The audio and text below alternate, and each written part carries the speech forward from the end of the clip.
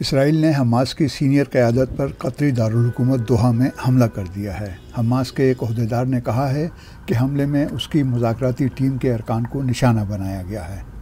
قطری وزارت داخلہ نے تصدیق کی ہے کہ شہر میں سنائی دینے والا دھماکہ اسی عمارت میں ہوا ہے جو رہائش کے لیے حماس کے زیر استعمال تھی۔ قطر اکتوبر 2023 سے اسرائیل اور حماس کے درمیان مذاکرات کے لیے ثالث کا کردار ادا کر رہا ہے۔ قطری وزارت خارجہ نے اس حملے کو بین الاقوامی قوانین کی کھلم کھلا خلاف ورزی قرار دیا ہے اور کہا ہے کہ وہ اسرائیل کے اس غیر ذمہ دارانہ رویے اور مسلسل علاقائی سلامتی کو خطرے میں ڈالنے کو بالکل برداشت نہیں کرے گا۔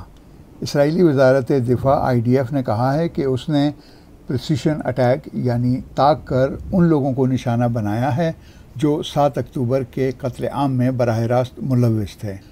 اسرائیلی وزیر اعظم نتن یاہو کے دفتر سے جاری بیان میں کہا گیا ہے کہ یہ حملہ اسرائیل نے بقول اس کے حماس کے دہشت گرد قائدین کے خلاف خود کیا ہے اور وہ اس کی پوری ذمہ داری لیتا ہے۔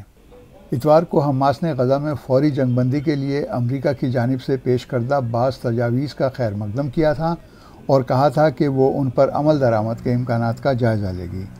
گزشتہ روز اسرائیلی وزیر خارجہ نے بھی جنگ ختم کرنے کے لیے امریکی تجاویز پر، جنہیں صدر ٹرمپ نے حماس کے لیے آخری وارننگ قرار دیا تھا، رضامندی ظاہر کی ہے۔